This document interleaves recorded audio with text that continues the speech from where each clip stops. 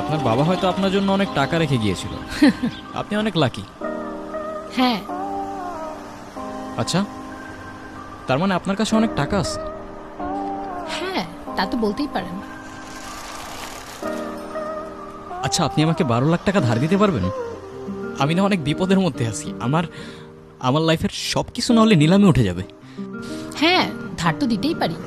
আমার কাছে 12 লাখ টাকা তো নাই, কিন্তু 11,99,960 টাকা বাদে পুরোটা আছে।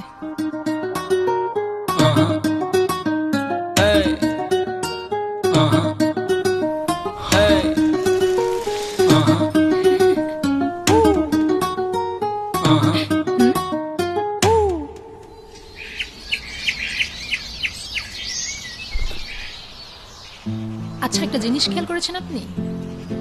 কি? এই বর্তমান সিচুয়েশনে আমাদের দুজনের লাইফে কিন্তু একটাই সমস্যা,